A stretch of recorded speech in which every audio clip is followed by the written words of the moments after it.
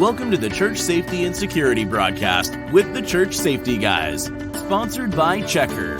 Background screens for your faith or volunteer organization. The Church Safety Guys is a nonprofit organization. Our mission is to inspire, influence, and impact church safety and security teams. We are protectors, guardians, ambassadors, and shepherds. We are about all things church safety and security, which starts with a ministry mindset and a servant's heart. Join us for the next hour as the Church Safety Guys unpack safety, security, leadership, and ministry operations with your hosts, James McGarvey and Mike Scully. This broadcast is also available on social media, YouTube, your favorite podcast platforms, and on the all-new Church Security app.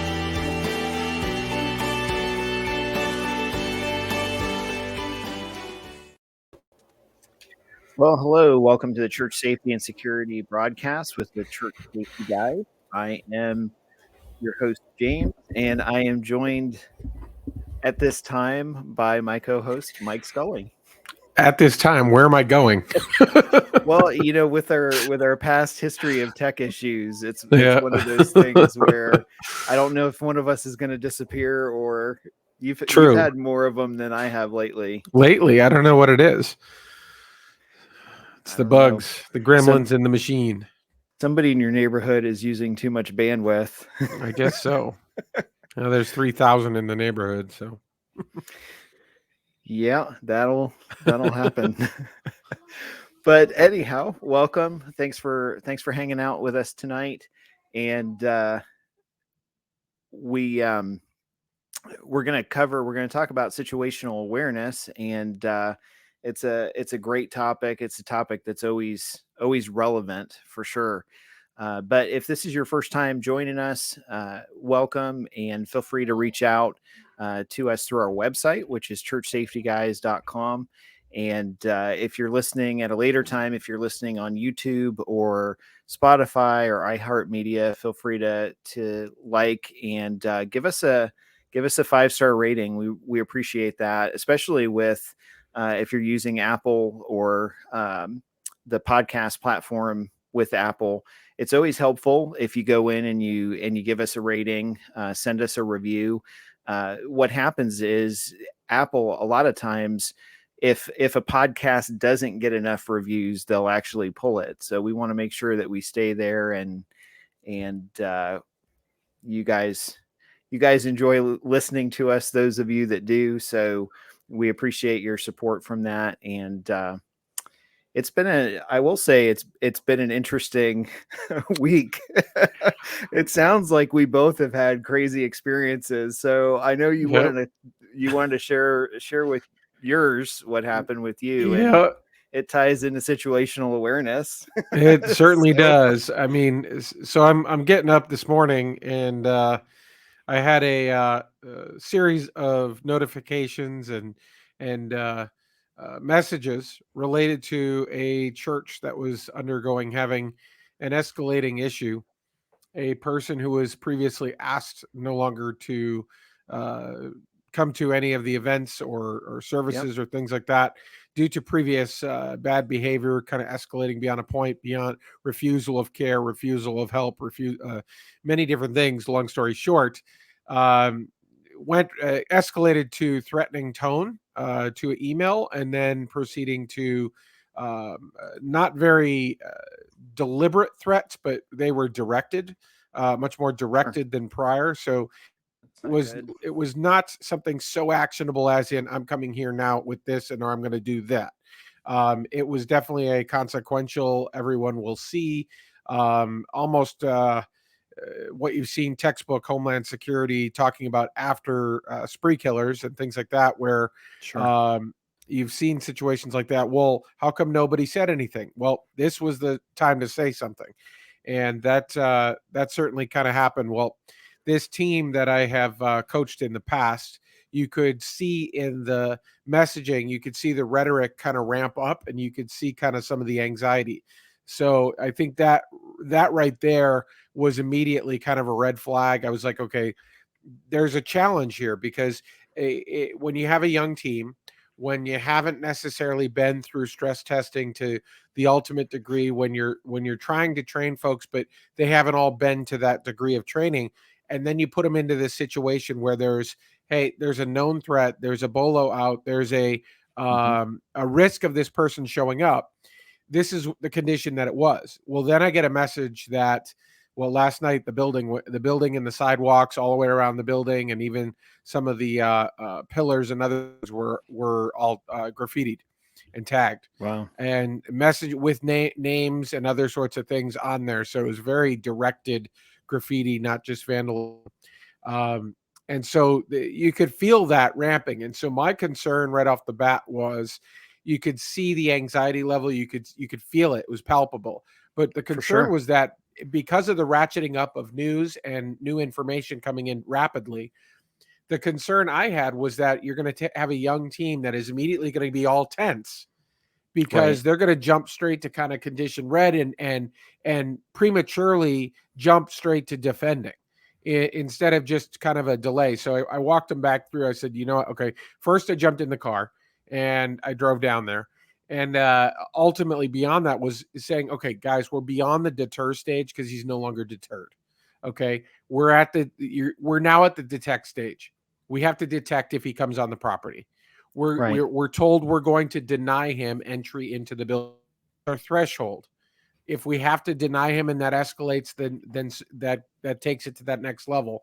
But we're not going to move to that defensive unless there's a direct threat.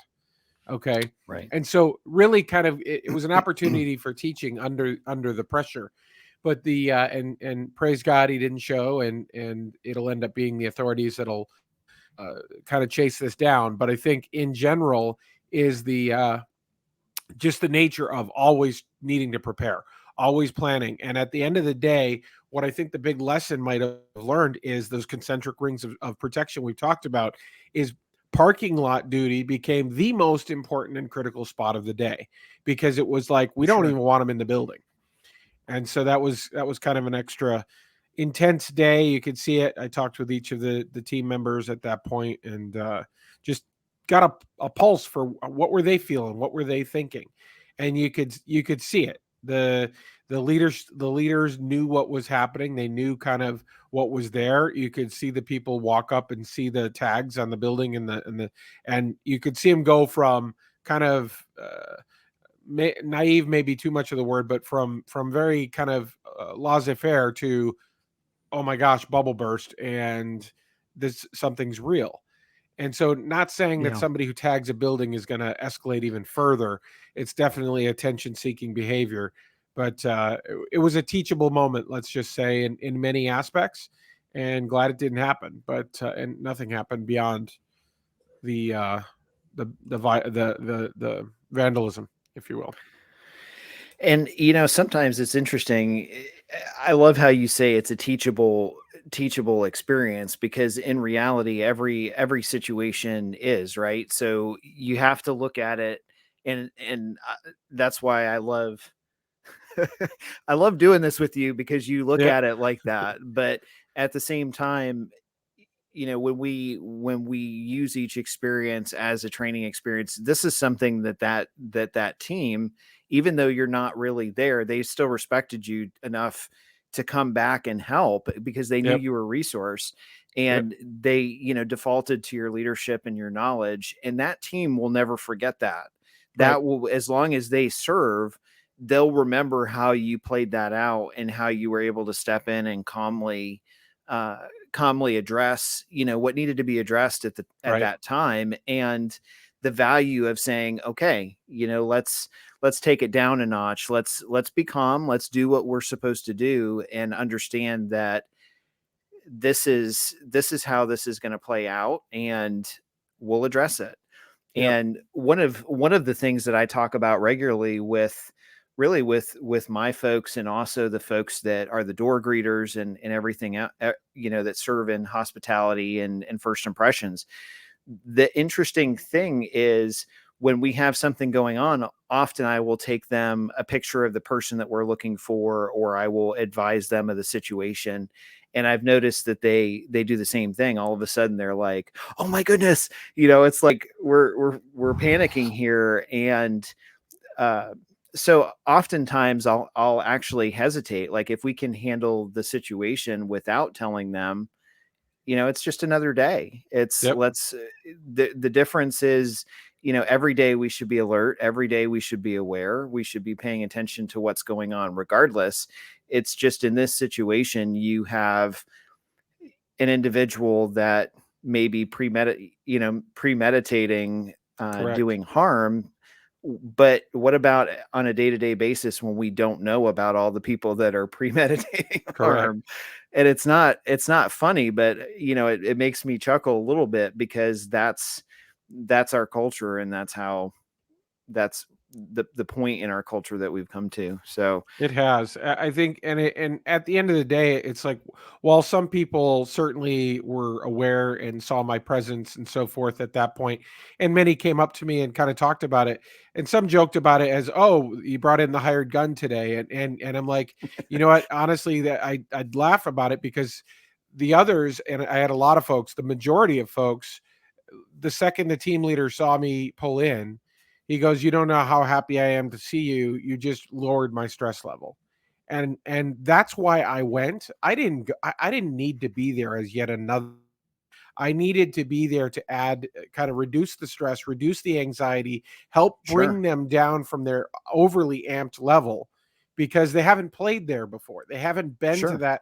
So it was more a matter of saying, "Guys, all right, And it's that calm down a little bit." confidence that they Exactly. know,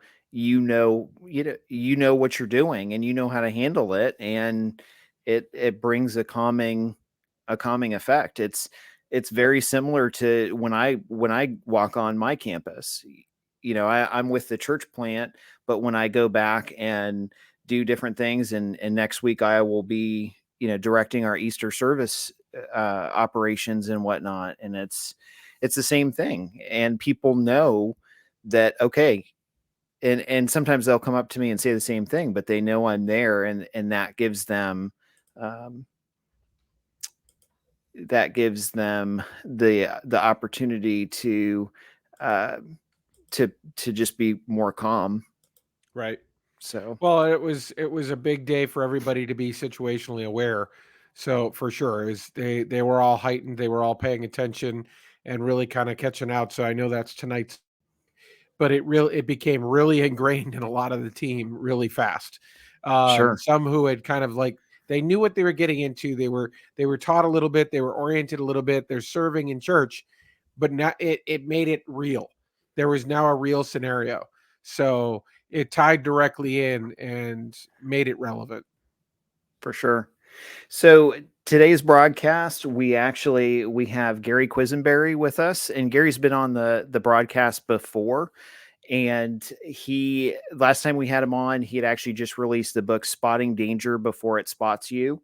And so I just want to bring him back on. He graciously allowed us to take a look at his most recent book that he just released, and I will bring him into the broadcast. So hey Gary, thanks for joining us so much tonight. It's Hey, it's Mike. awesome to have you Hey, back. James. Man, Welcome. it's good to be back. I appreciate you guys having me.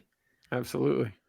For sure. So I think the last time that you were with us, you had mentioned that you were rolling out a series of the situational books, one for each kind of generation. Yeah. And the one with the teens just came out, and you were gracious enough to send us a copy to kind of see before, and we had some stuff come up. So, but we've got you here now. Yeah, no, So I really appreciate it. yeah, no problem. So for those of you that maybe didn't catch that last episode, can you just kind of go through your background and history with situational awareness and your career, and maybe just kind of go through that and what's prompted you to write a book on the topic? Okay. Well, I'll start way back. I was, Sure. I'm from Carroll County, Virginia. I left here when I was 17 years old and joined the Army. So, I served in the Army for several years. I'm a veteran of Operation Desert Storm. Once I got out of the Army, and then in 1995, I started working for I realized after I got out of the Army, I had to get a real job because the bills don't pay themselves. And I found myself married and with a young child. So I started working for the government, and I started off in the Federal Bureau of Prisons.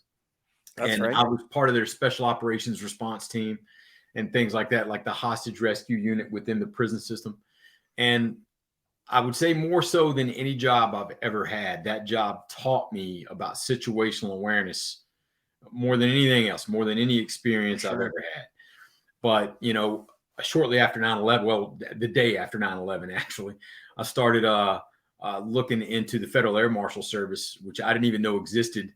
At the time it did prior to 9/11, but after that, they really wanted to ramp things up. So like a lot of patriotic Americans, I was looking for another way to serve. I decided that kind of fitted what I wanted to do, and I jumped on board the Federal Air Marshal Service. I did that for 19 years, and I just retired in October of 2020. So, I'm about a year and a half into my retirement, still writing the books and everything. But, as far as the books go, I teach a lot on the side. When I was in the Federal Air Marshal Service, I did a stint at our academy in Atlantic City, and I was lead firearms instructor there for a while. So I did a lot of firearms instruction to the side, and I still do. But one of the things that I always harped on in my courses was situational awareness.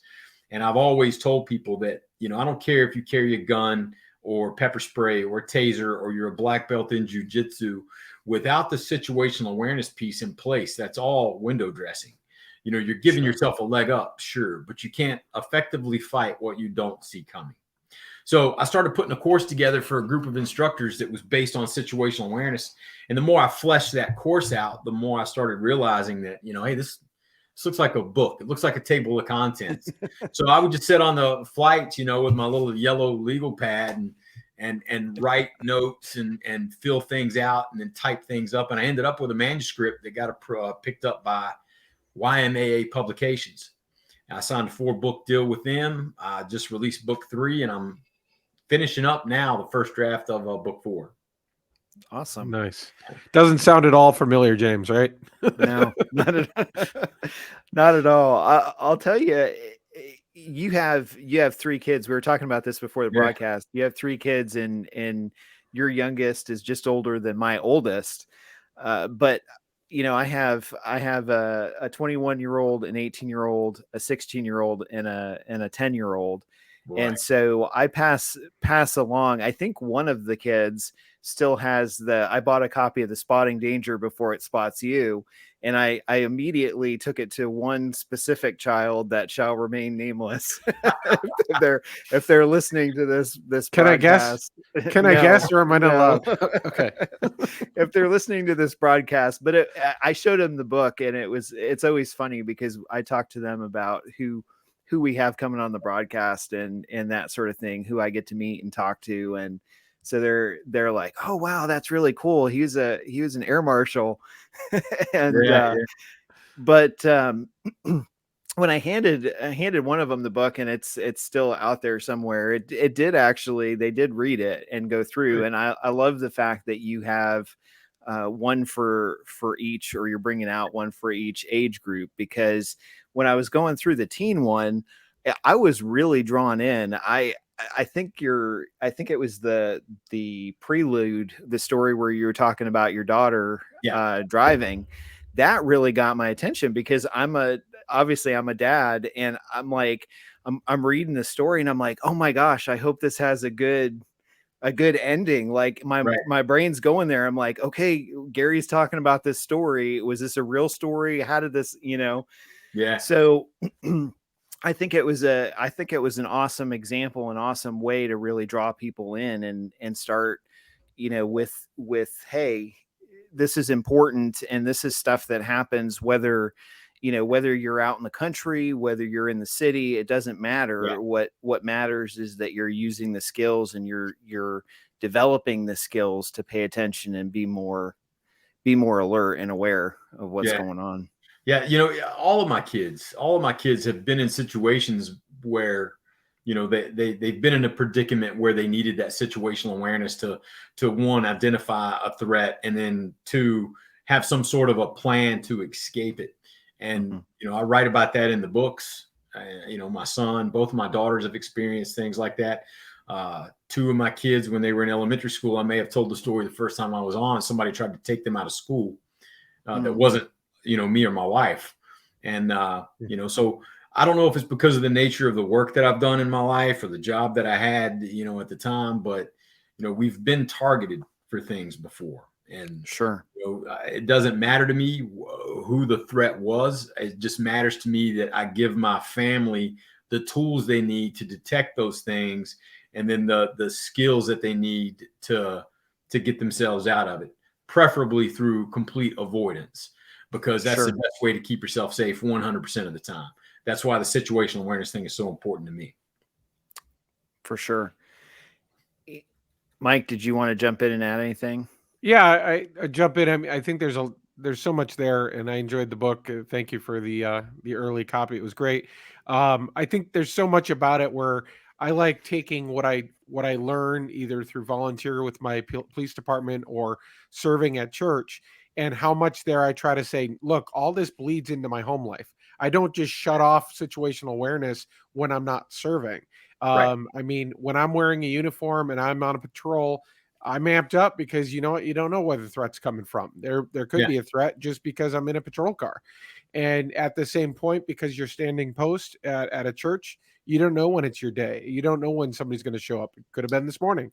I mean, those sorts of things. So there's always that heightened level, but that translates to reading your environment, reading and being I think you talk about it, recognizing your own intuition and making sure you're picking up on the hairs on the back of your neck when something doesn't feel right, that you talked about a little bit in there. But go ahead and expand on that.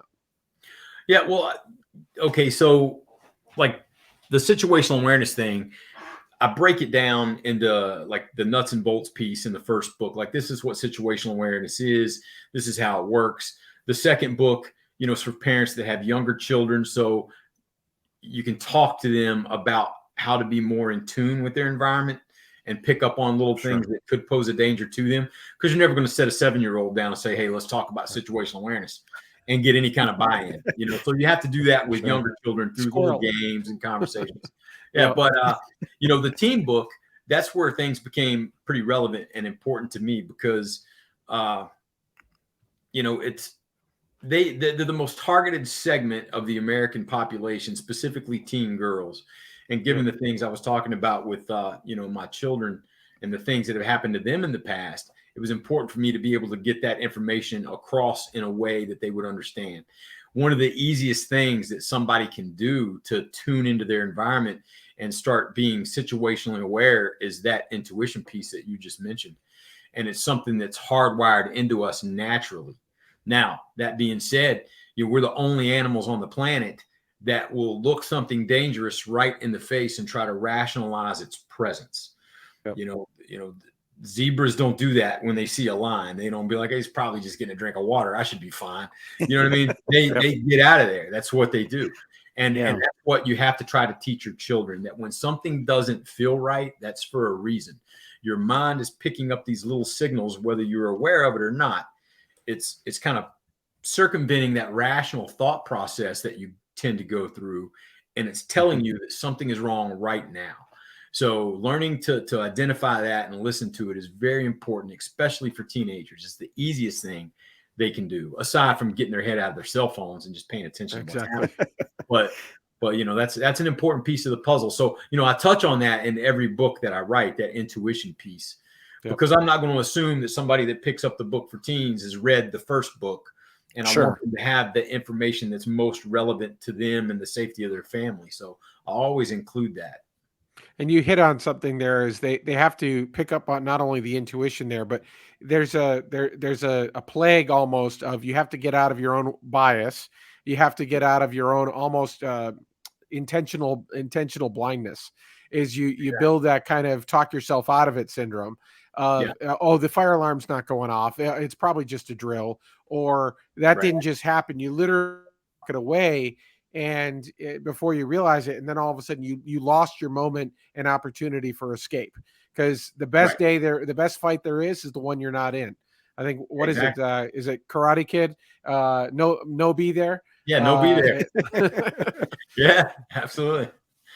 I think the crazy thing too is it's interesting. This topic, we're on our way home from church today, and this topic came up, and my one of my middle daughters is driving to a place in downtown Columbus. We live on the outside, more rural area, and she had to drive somewhere she had never been, and it was actually down off campus, which is where Ohio State is, and not a real great neighborhood, not a real great area, and really confusing. Like the driving, a lot of one-way streets. It's just it's unless you know where you're going. Now, I've driven down there quite a few times. I used to work in that area, so I'm okay with it. But she asked me, she was like, Dad, do you know where this area of Columbus is? And I said, yeah, I do. Why do you need to go there?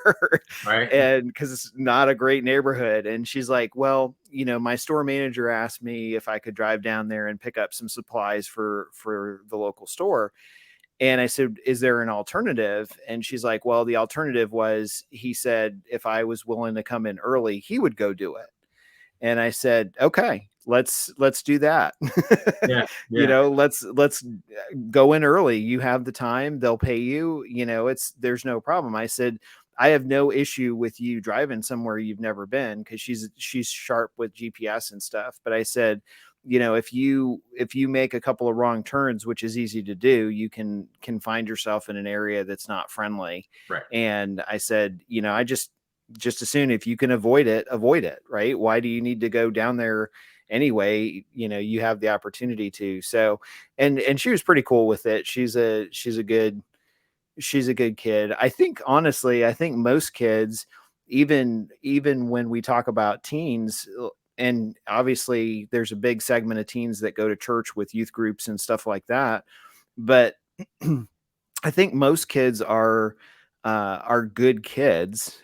It's just the naiveness of and the unawareness, and just not having the life experience of being focused on your phone or whatnot. It's just an easy distraction.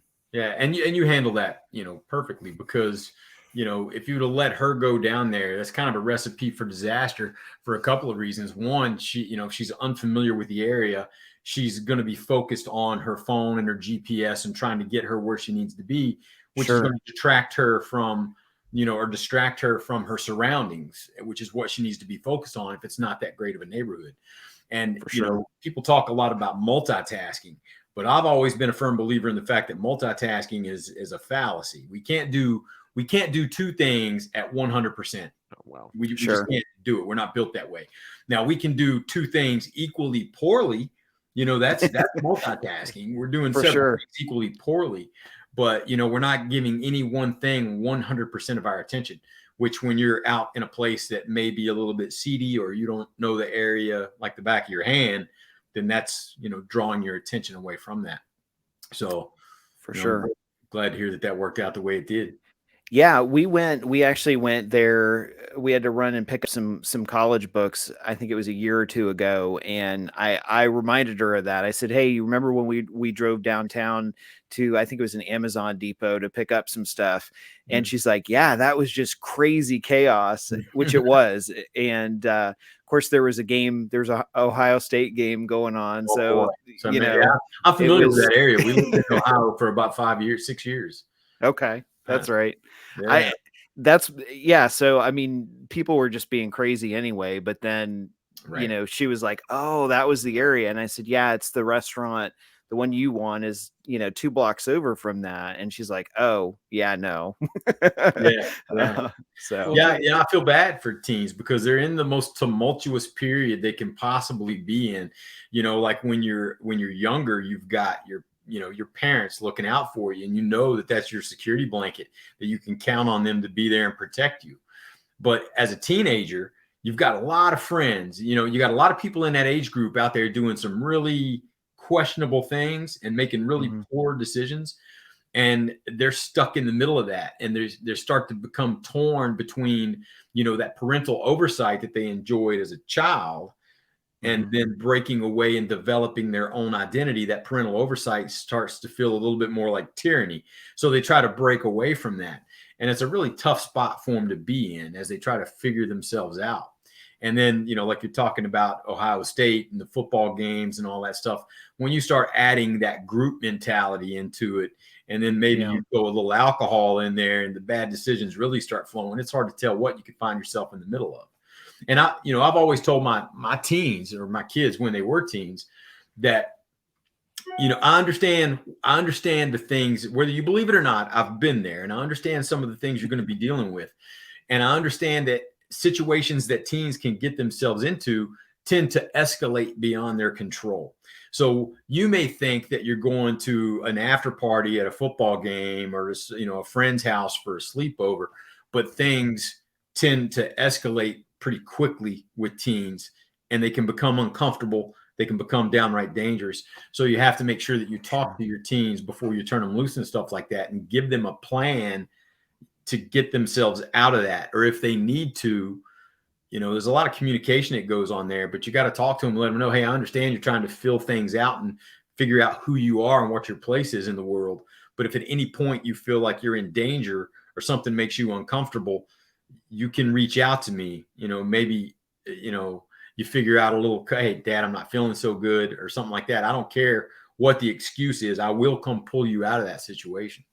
So, when they're around stuff like that, like, the football games and the parties and stuff like that, those little, you gotta stay involved, but you can't be overbearing about it. So one of the things, I'll mention this real quick, and then we'll jump to break. But one of the things that I've mentioned, and we've had with all of our kids growing up, is we've commented on that concept every time they go out, like to a party, to a friend's house, something like that. And one of the things we've mentioned is we've said, if at any point you ever feel uncomfortable, just say, you know what, my parents said I need to leave at this time. Pleasant excuse, pleasant reasoning for the host, and then call us and just say exactly what you said. Like, hey, I'm not really feeling good. Could you come pick me up? Could you, and that's, to us, we've said that for years, which tells us that, okay, something's not right here. One of the other things that we've done is we have a rule that no one is allowed to go to someone else's house without my wife or I meeting their parents first. Yeah, absolutely. And that's one of the rules I mentioned in the book. That's so for us, it's like, okay, if you want to go over there, let me call them, let me talk to them. That's acceptable. But I'd also like to meet him, face to face, and be able to do a character assessment. Sure, yeah. And so they know me. I mean, they get to know who I am. With you too, yeah. Sure. And there's a bit of negotiation that goes on there. I learned with my teens, like my daughters, I don't know why, but like sleepovers were a big thing. When my girls were teenagers, they were always, I would either wake up and have 8 girls, scattered around the house, or mom would be gone and they're having a sleepover somewhere. But they would always say, well, I'm going over to so-and-so's. Dad, she's a good kid, or he's a good kid. I'm like, well, it's not what the kid I'm worried about. A good kid and what I think is a good kid are obviously two different things. So, and they get that from somewhere, and more than likely it's their environment. So I want to make sure that I meet the parents. The one thing that I found was most beneficial to us was all of my kids, I tried to keep them active and involved in sports or band or some type of activity like that. And that's a fantastic opportunity for them to meet like-minded kids, to form those relationships and bonds with each other. And it's also a great opportunity for parents to meet and discuss things away from, their children's out on the field, doing whatever they're doing. And you can step back there and talk and communicate and get to know each other and understand what each other's about. But, it's a process. Yeah, It is. they're establishing kind of their own relationships, their understanding of normal. They're Right. creating a mental baseline for themselves so that later, from a situational standpoint, it's the deviation from normal that should make it stand out to you. So Right. they're building that baseline because they don't have that life experience yet. They're Right. trying to understand what is norm versus what is extreme. And so by putting them in those environments that is a good baseline, perhaps create that contrast that they need to notice when something's not normal. Exactly. And they have to understand that baseline is always shifting. It's always moving depending on the environment. So what may be normal, you and your friends, you understand how your friends act. You understand, what they're like and how they speak and all these different things. But then you put that person in a different environment and their actions may change. Or around a different group of people, their actions may change, or the way they treat you may change. So you have to, Sure. it's a process, and it's difficult for teens to figure out. It's difficult for adults to figure out, why is this person treating me this way when they're around that person, but not any other time? You know what I mean? So figuring out those baselines really goes a long way in helping you, like you said, Mike, establish what's normal so that you can more easily identify those, what we call baseline anomalies, the things that stick out as something that's abnormal, especially the ones that can indicate danger to your safety. Right, for sure. Well, we'll go ahead and we're going to take a quick sponsor break. And then when we come back, we'll jump back into it. Don't go anywhere. All right. With over 50 years of experience with religious and nonprofit organizations, Thomas Alexander Insurance and Associates understands that your congregation is different from a traditional business. We're here to fulfill your needs, coming to you while creating a personal plan for your budget and size. From your local community to around the globe, we are advocates for you. Thomas Alexander Insurance and Associates, your partner in service.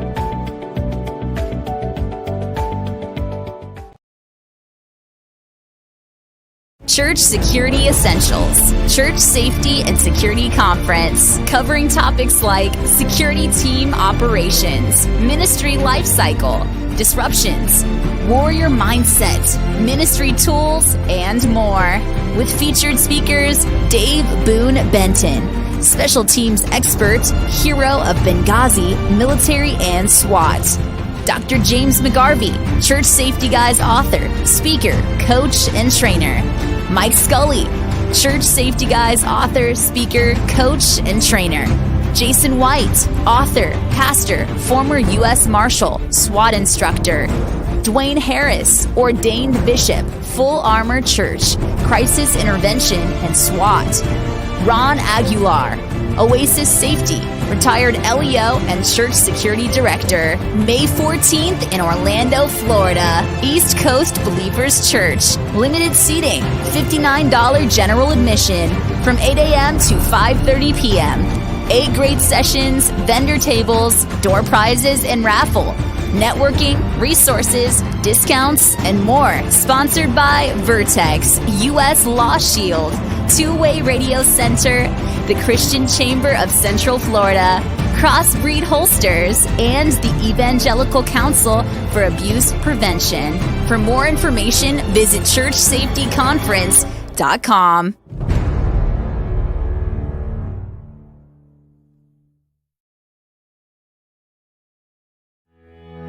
At Centurion Bible College, we're authentic about relationships, we're passionate on training, we're unapologetically biblical. And as the first college in the United States to design an associate's program in church safety and security, we're innovative. Explore Centurion Bible College and you'll find the tools to be better prepared to support your community and the mission of your church, the culture to help you engage with the people you serve with, and the environment to foster learning and leadership. Discover Centurion Bible College today.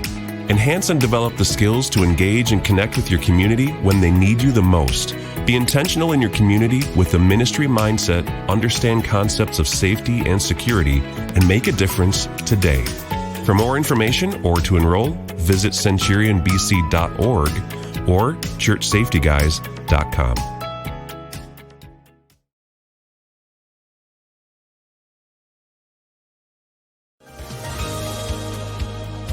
The Church Safety Guys help church and place of worship safety and security teams all over North America through our broadcasts, online communities, conferences, trainings, resources, and the all-new Church Security app. Download it today.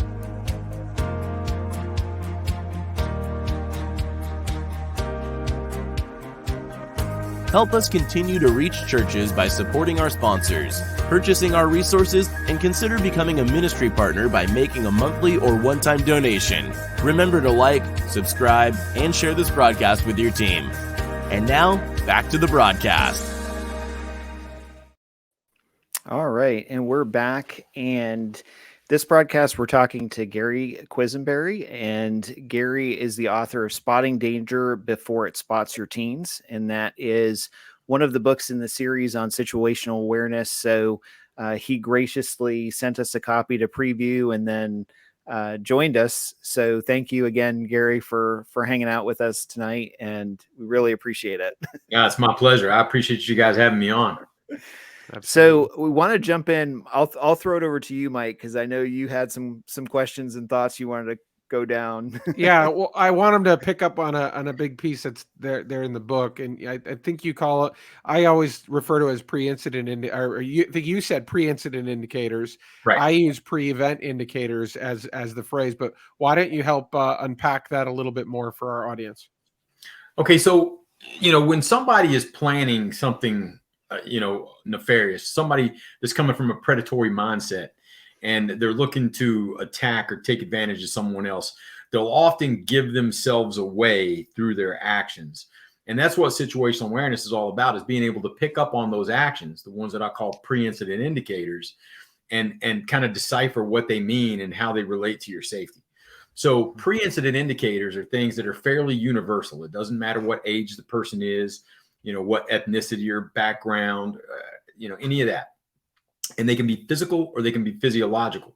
So the physical ones are one of the most common ones, and people can kind of relate to it, I guess, especially somebody from a law enforcement background, is visible hands, right? Like if someone's hiding their hands, they could be hiding their intention to hurt you, because the hands are what can kill you, right? So, always look. I always tell people, when you're doing like your initial scan, when you walk into an area, that's what you're looking at. Sure. One, you're trying to read that baseline, get that intuitive feeling about, is the place, you get a good feeling, a bad feeling, but then you're looking at people's hands. Right. And, people who have hidden hands could be hiding their intentions. Another one is someone who, they don't want to take no for an answer. If they offer to help and you say, no, thank you, I'm good on my own, but they keep insisting, then a failure to take no for an answer is a pre-incident indicator. Trying to put you or maneuver you into a position of disadvantage, like trying to cut you off from an exit or put their body in between you and a safe escape, that's a pre-incident indicator.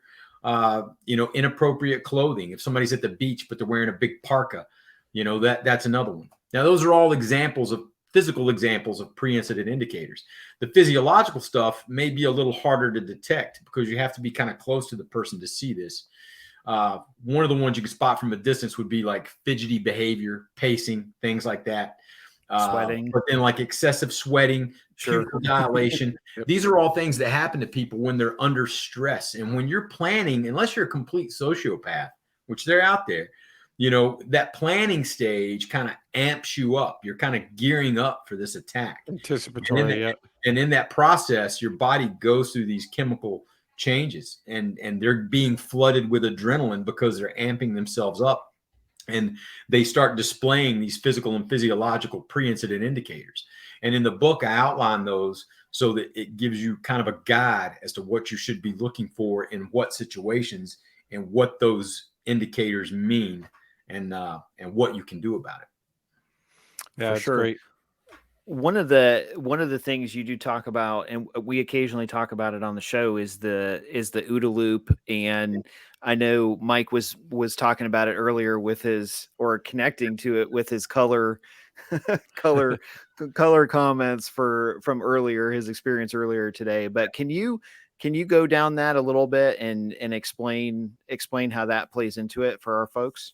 Right. So, there's a few things that tie together to kind of wrap this whole process up.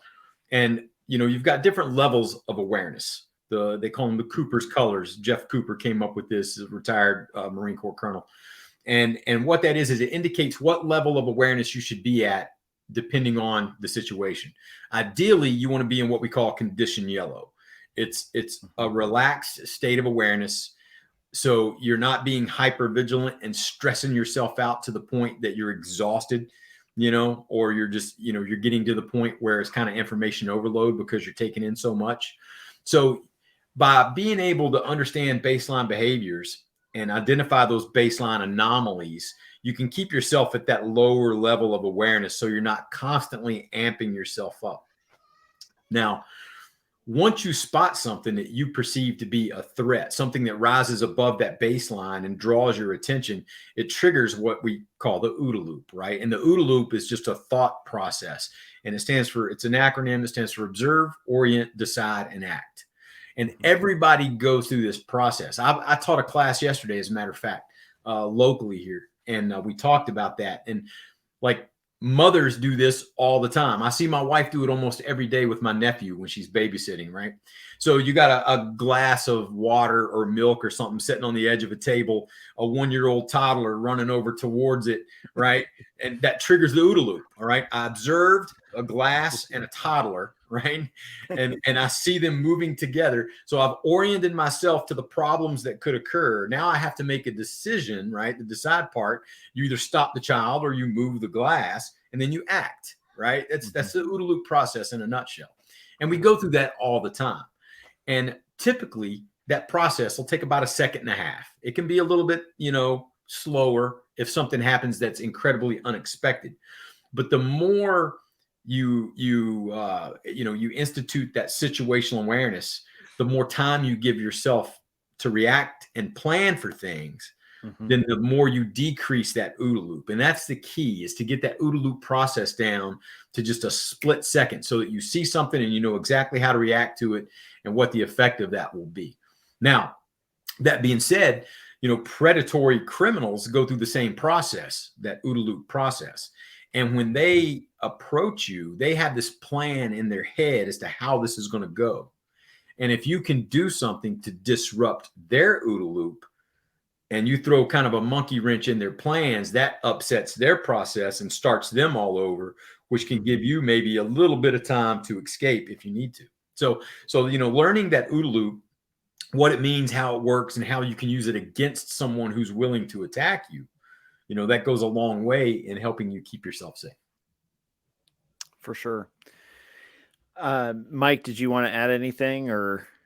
Well, I'll bring it back to the story I opened the show with, is that was right there. I was trying to get them out of orange and get them back to yellow because they were going to be too amped up, build up that blindness and not actually see, or focal awareness, if you will, because they were going to be so dialed in to this one guy that they're looking for that one guy and they miss the other person that walks through the front door. Yeah. And so it was that sort of overall, you want to, but spatially and wide aware, not focal aware. And I think that was a big piece in that continual observation. But we see it all the time. You hear a noise in the corner. You didn't observe it, but you heard it. You picked up. Right. Now you're going to orient. You typically turn your body towards where you thought you heard it from. So now you're orienting to what that is. Now, the combination of that may give you enough context to now say, oh, something broke, a door just opened, whatever it might be, non-threat or threat. So now you're going to either respond accordingly or never mind. It's no big deal. It was just, I don't know, a package being delivered or whatever it might be. Those sorts of things. So that was just something how I saw that playing out today. Right. Well, I wasn't on, I don't think, whenever you were going over that, but I was listening and I was sitting here and I was making a bunch of notes when you were telling that story because, you talk about your guys and you actually use the word at one point, panic. There's almost a panic about it. Right. Yep. And you just mentioned, don't be so hyper vigilant and focused on this that you let something else slip by. And that's what we used to have to teach in the Federal Air Marshal Service. Because right after 9/11, everybody had this image in their head of what the bad guy, so to speak, looked like, and they all look like Muhammad Atta, the ringleader on that whole thing. Sure. And I used to tell people all the time, don't be so hyper vigilant and so biased as to what you think a bad guy looks like that you're on the lookout for the next Osama bin Laden and you let 10 Timothy McVeighs walk on the plane, right? Like, Sure.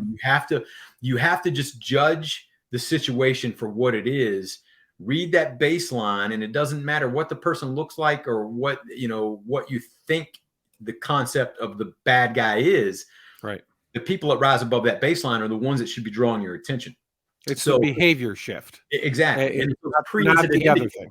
You're not looking for this person or that person. What you're looking for are those pre-incident indicators that we just talked about, right? Right. So, but as far as that panic piece goes, this is something that I've been touching on a lot lately, because I just told you a little while ago, I did a podcast with Tony Blauer. He's got a podcast called the No Fear Podcast, KNOW, fear, because you need to understand it, what it is and what it does to you. And I tell people all the time when I give these little presentations that there's a big difference between fear and panic, right? So fear is natural. It's something that we all have, and it's something that we learn to work through. But panic is a trap, right? And unfortunately, it's a trap that you set for yourself. Yep. And you set it through, through personal biases. You set it with indecision. You set it with a lack of training or a lack of dedication to your mission at hand, right? So by exposing your team to these little bits and pieces of fear and educating them on what that is, what it feels like, and how they can work through it, you're helping them to avoid that panic piece. So luckily, I'm glad to hear, there was nothing, really bad that happened, with the situation at your church. But, it's good that those guys feel that. And it's important that they have someone like you there to walk them through it and say, hey, listen, this is what you're feeling and this is why, right? But this is what we need to avoid. And we need to stay focused in this lane so that we can, stop something else from happening.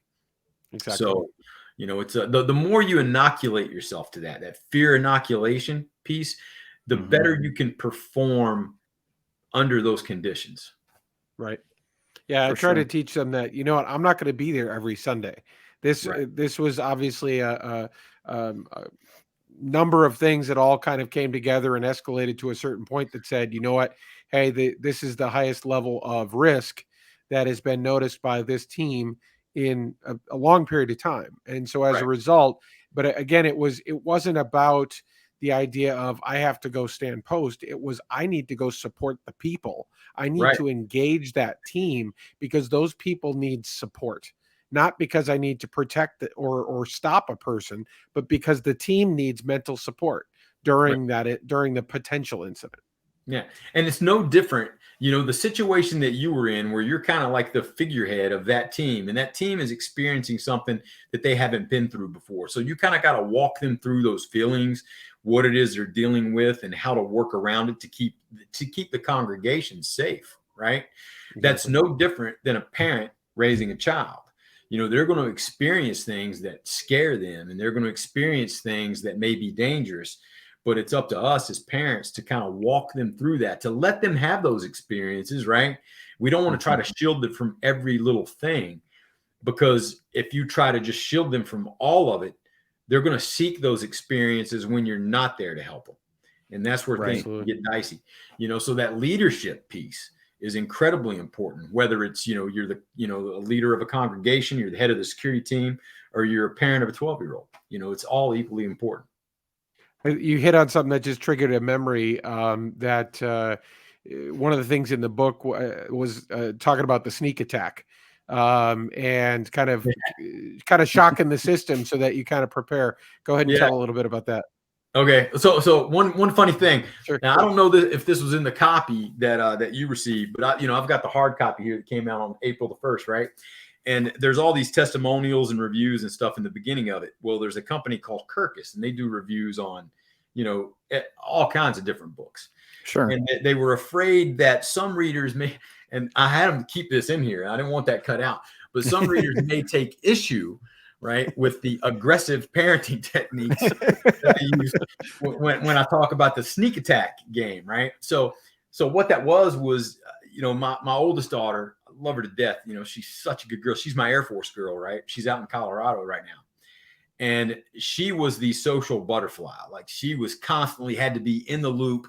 She's constantly on the cell phone, just keeping up with everybody and seeing what's going on. But, and I would catch her doing that sometimes when we were out in public, and it would always bother me, like at the mall and stuff like that. Now, if I was there with them, I would always try to give them the space that they needed to be cool. And I could Sure watch the eye on things, right? But if we were at home and I caught her doing that, I told her, I'm like, that's condition white. Like, you cannot walk around in condition white because you're doing all these different things. One of the things that predators look for is observable value, right? Something that they can take from you that's worth money. And the cell phone is that. So if you're not paying attention to your surroundings and you're just zoned in, focus locked on that cell phone, somebody could take it from you. So we started doing that at home. And if I walked into a room, it was just assumed that I was the bad guy, right? If I caught her on her phone and she didn't see me walk in, I would snatch her phone away from it, throw it in my pocket, pitch her on the ground, and tickle her till she started screaming, right? And I'd be like, who was in condition white? Said, I was, Dad. I'm sorry. I won't do it again.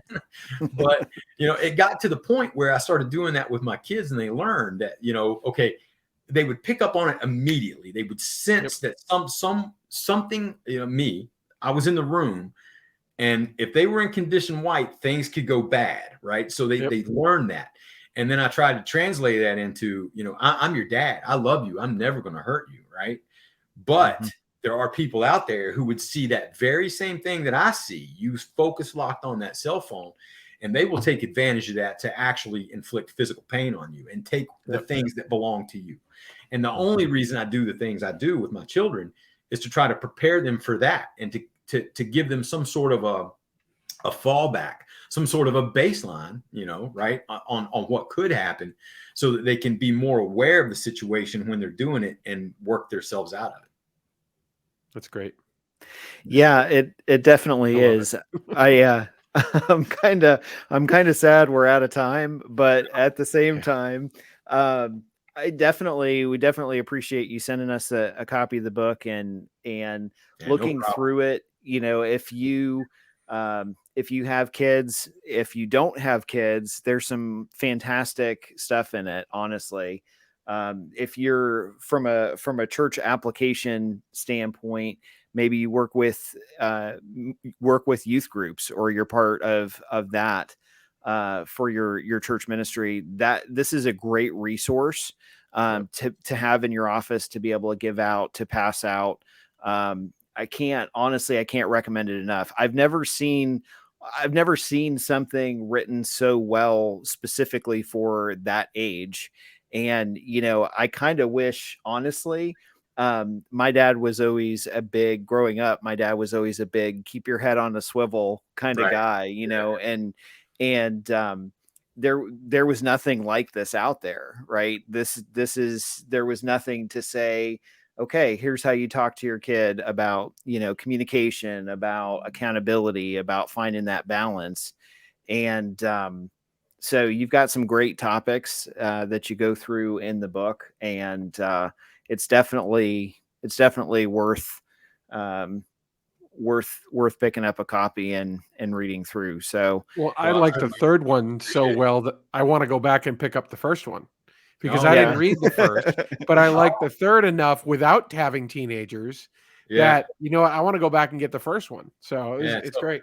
So just to real briefly tell you guys kind of how this, this whole system's working, and, the way I got it set up is this first book, the spotting danger before it spots you. This is the nuts and bolts of situational awareness, what it is, what it isn't.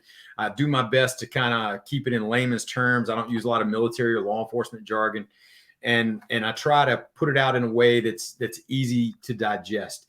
There's practical exercises, there's self-assessments, there's all these different things that you can do to make yourself safer. And it's so simple, right? It's a big piece of that self-defense puzzle, and it's all in here. Now, the second one was for parents with younger kids, spotting danger before it spots your kids. Yeah. And that's, for parents to teach their children how to be a little more engaged with their environment. And then, like we said, the third one is for teens. Now, the fourth one, the one I'm working on now, is spotting danger for travelers. And it's going to be for people that go on business trips, you go on a family vacation or whatever. And, it's, and I think with those 4 books, that's going to wrap up what I call my Heads Up series. And, with those 4 books, I think I got a pretty well-rounded system there for individuals, for families, for people who travel for work or for pleasure, whether you're by yourself or with your kids.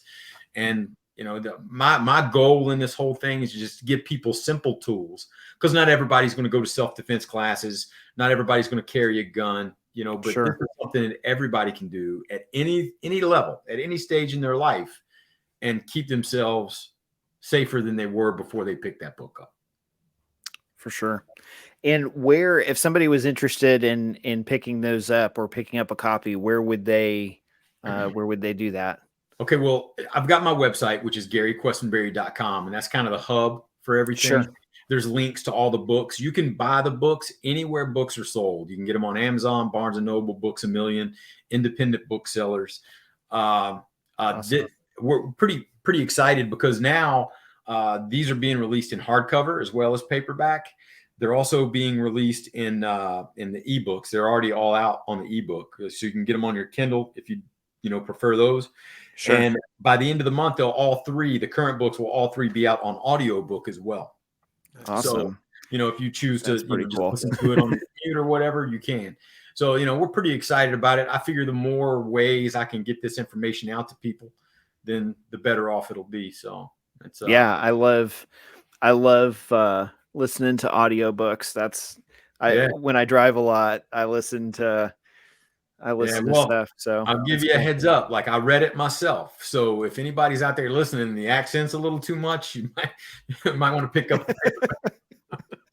Well, we did the same thing. We because we had so many folks reach out to us and say, they had driving occupations and they wanted to read some of the stuff that Mike and I have put together. And so we did. I worked with Audible to create and go through that process. And it's funny because I involve my family with that. I'm like, okay, you pick a voice. Which voice do you like better? Yeah. And a lot of times they're like, the one I'm thinking, this is it. This is golden. And they're like, no, Dad, don't stop. I only have the one voice, you know what I mean? So if you don't mind it, then so be it. Listen to the book. If it bothers you, then read it. Well, we definitely have to wrap up, but thank you again so much for joining us tonight and hanging out. And we really appreciate it. Definitely look forward to the last one coming out, the Travelers, because I think that's an awesome addition, and I definitely think that's something that's needed. People need to be able to understand. Yeah. That was actually going to be the first book in the series, but as I started writing it, COVID hit and travel got shut down. So my publisher was like, "Hey, we might want to rethink this." So we put it back to the list, But I'm excited about that one because that one is kind of what I did as a federal air marshal, was travel the world. I'm in a lot of really sketchy places, unfamiliar territory, and you got to be able to work yourself through that. So that's what that one's all for. For sure.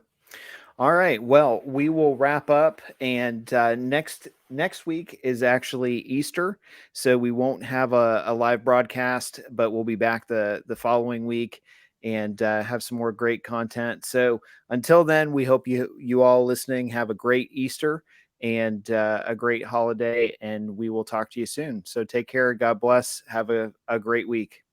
All right. Thanks, guys. Thank you for joining the Church Safety and Security broadcast with the Church Safety Guys, sponsored by Checker. We hope that you found it informative, and we appreciate your feedback. Be sure to share our broadcast with your teams. Join the discussion online, and for other great resources, download the Church Security app or visit our website at churchsafetyguys.com. Remember, keep a servant's heart, a mindset of ministry, and Semper Disciplina. Always be training. Have a blessed week.